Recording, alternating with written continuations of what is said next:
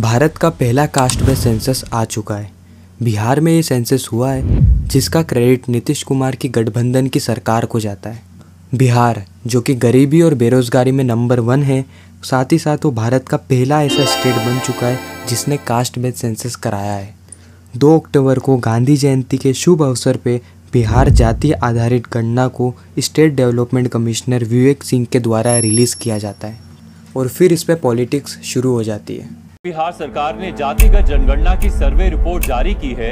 इन जाति जनगणना के आंकड़े जारी कर दिए हैं। Bihar The entire Congress party has decided that it is going to wholeheartedly not just support the idea of the caste census but force the BJP to carry out the caste census or then get out of the way so we can carry out the caste census. और गरीब का कल्याण यही मेरा मकसद है। आज़ादी से पहले ब्रिटिशर्स ने कास्ट बेस्ड सेंसस करवाया था और हम सभी जानते हैं क्यों। क्योंकि उन्हें उनकी डिवाइड एंड रूल की पॉलिसी चलानी थी। पहले उन्होंने भारतीयों को हिंदू और मुस्लिम में बांटा, उसके बाद हिंदुओं के अंदर भी उन्होंने जातियों में बांटा और कास्ट की डेवलपमेंट के नाम पे उन्होंने कुछ भी नहीं किया। हिंदू को मुसलमान से और मुसलमान को हिंदू से लड़ाओ, बल्कि हिंदू को हिंदू से और मुसलमान को मुसलमान से भी लड़ाओ। सन 1881 में भारत का पहला कास्ट बेस्ड सेंसस हुआ और 1931 तक हर 10 साल में इसे कराया गया। लेकिन अब सवाल ये आता है कि इतने सालों बाद अचानक से कास्ट बेस्ड सेंसस कराने की क्या ज़रूरत आ पड़ी। तो यह जानने से पहले हम इस रिपोर्ट पर नज़र डालते हैं।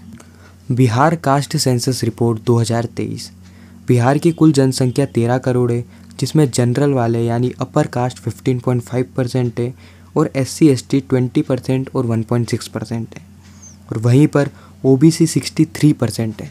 और अगर इसका ब्रेकडाउन किया जाए तो OBC 27% है और EBC 36% है। EBC यानी इकोनॉमिक बैकवर्ड क्लास। बिहार की सरकार का कहना है कि इस सेंसस की मदद से वह बैकवर्ड क्लास को अपलिफ्ट करेंगे ताकि उन्हें सरकारी स्कीम का ज़्यादा से ज़्यादा बेनिफिट मिले। और इनफैक्ट ये सर्वे भी इतना स्मूथ नहीं हुआ।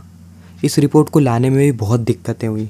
2022 में नीतीश कुमार की जनता दल यूनाइटेड और बाकी 9 पॉलिटिकल पार्टी ने डिसाइड किया कि वो बिहार राज्य में कास्ट बेस्ड सेंसस कराएंगे और इसके लिए इन्हें कॉन्टीजेंसी फंड से 500 करोड़ रुपए मिले। इस सेंसस को 2 फेज़ में किया जाने वाला था। पहला फेज़ जनवरी 2023 में शुरू हुआ और दूसरा फेज़ अप्रैल 2023 में शुरू होने वाला था। लेकिन पटना हाईकोर्ट बीच में आ जाती है और इस सेंसस को होल्ड पे डाल देती है, यह कहकर कि स्टेट गवर्नमेंट कॉम्पिटेंट अथॉरिटी नहीं है सेंसस कराने के लिए और यह पावर सिर्फ यूनियन गवर्नमेंट के पास है। लेकिन कुछ महीनों बाद अगस्त में पटना हाईकोर्ट इस सेंसस पर लगे हुए स्टे को हटा देती है और इसे परफेक्टली वैलिड बताती है और फिर जाकर यह रिपोर्ट रिलीज़ होती है। हालांकि बिहार की बीजेपी ने इसका समर्थन किया था, लेकिन नेशनल बीजेपी इसका अपोज करती है। इसके साथ साथ सोशियो इकोनॉमिक डेटा भी कलेक्ट किया जा रहा था, लेकिन उसे अभी तक रिलीज़ नहीं किया गया और रिलीज़ ना करने का भी कुछ कारण नहीं बताया। बिहार का कास्ट बेस्ड सर्वे 2024 के जनरल इलेक्शन से कुछ महीने पहले ही रिलीज़ हुआ है। इसका सीधा इम्पैक्ट हमें 2024 की जनरल इलेक्शन में देखने को मिलेगा।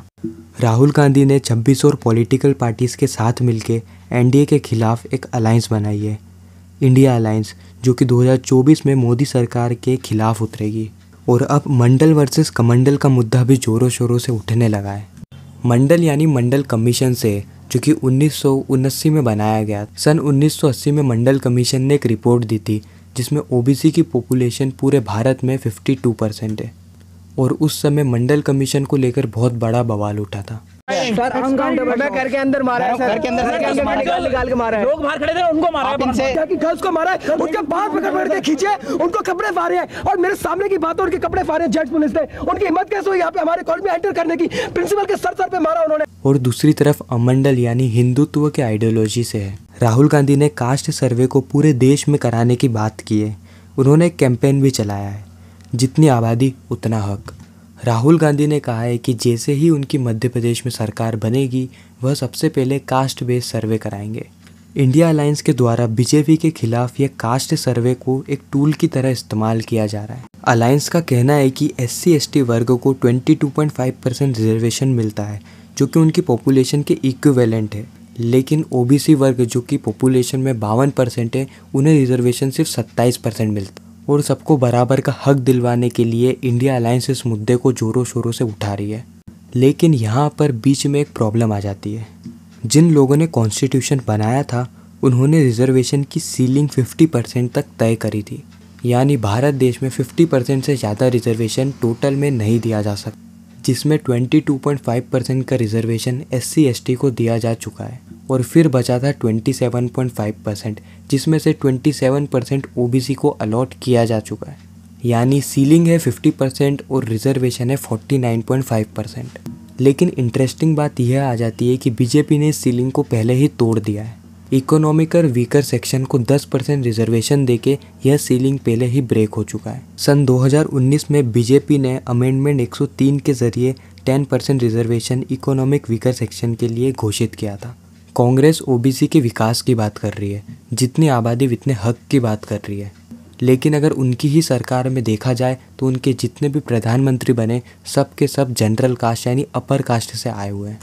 और अगर हम बात करें बीजेपी की तो नरेंद्र मोदी खुद OBC कास्ट से आते हैं और बीजेपी में OBC की जनसंख्या कांग्रेस के मुकाबले ज़्यादा है।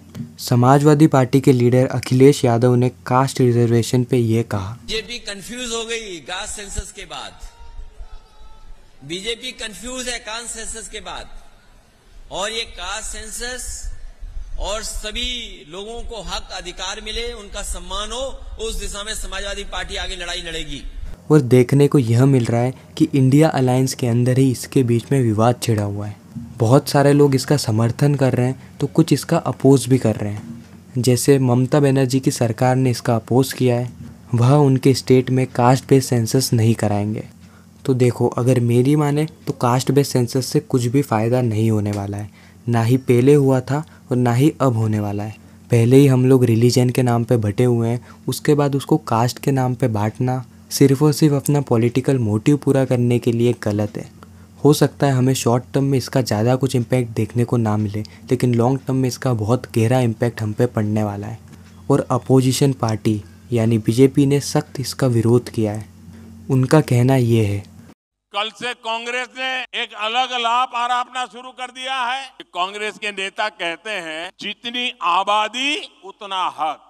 मैं कहता हूं इस देश में अगर सबसे बड़ी कोई आबादी है तो वो आबादी गरीब है, और इसलिए मेरे लिए गरीब ही सबसे बड़ी आबादी है और गरीब का कल्याण यही मेरा मकसद है।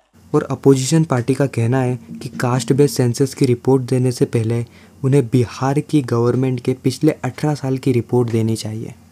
15 साल लालू प्रसाद की गवर्नमेंट के और 3 साल नीतीश कुमार की गठबंधन की सरकार के, कि इन्होंने पिछले 18 साल में क्या क्या काम किए।